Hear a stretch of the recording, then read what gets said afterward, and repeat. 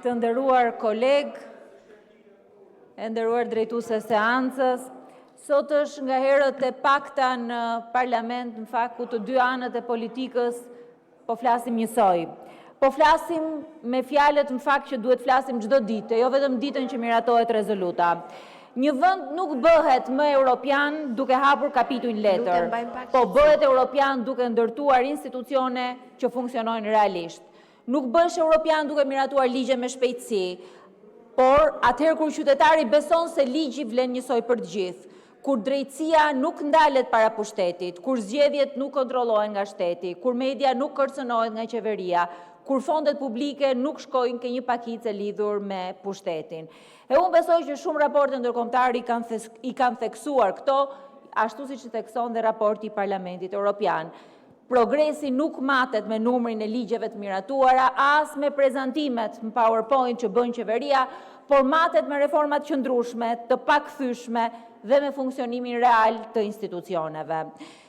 Shumë raporte ndërkombëtare kanë cituar problemet që ka sot Shqipëria, e në këtë parlament opozita i ka ngritur këto shqetësime, duke nisur me korrupsionin dhe me rënien e besimit dhe të perceptimit tek lufta ndaj korrupsionit, duke e kthyer atë në një shqetësim serioze, në një pengesë për Shqipërinë.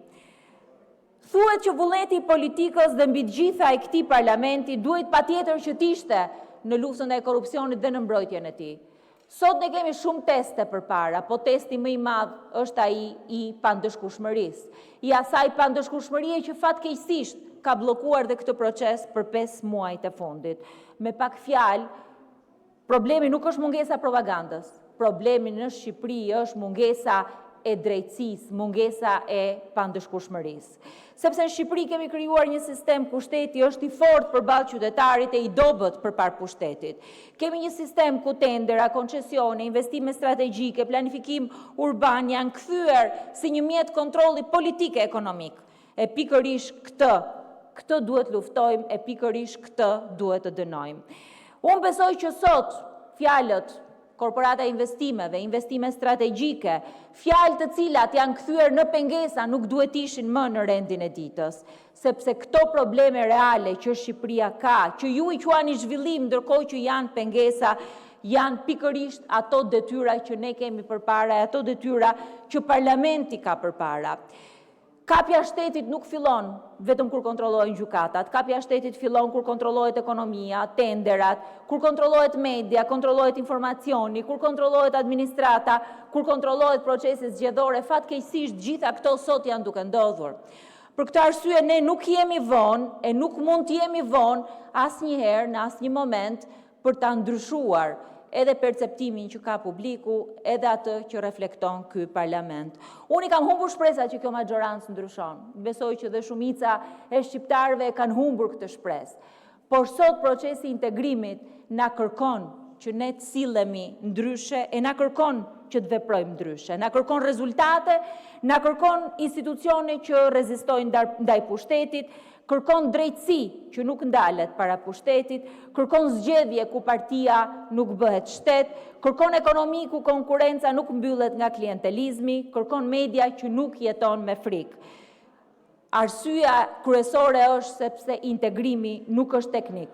Integrimi është politik, integrimi është moral, është me të vërtet testi i demokracisë e unë besoj që opozita e ka treguar me kohë që është pro këtij procesi. Po fjalët e kësaj seance në fakt duhet reflektohen vendimet e përditshme të qeverisë. Në javët e muajit fundit në komunikimet që unë kam pasur me Komisionin Evropian, në përgjigjet që unë kam marrë, është treguar që me të vërtet pengesa kryesore kanë qenë vendimet e qeverisë.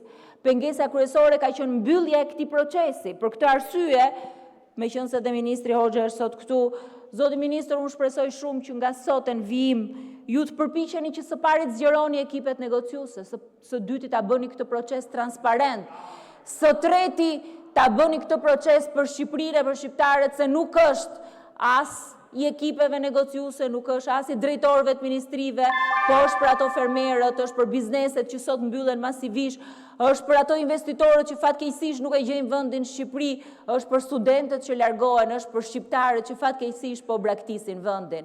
Për këtë arsye, ky parlament ka vetëm një detyrë, ta hap e ta bëj transparent procesin, po e bën Komisioni Evropian, fatkeqësisht nuk po e bën qeveria shqiptare. Faleminderit. Zonja Ibrahimaj, keni fjalën të përgatitet zoti Boçi.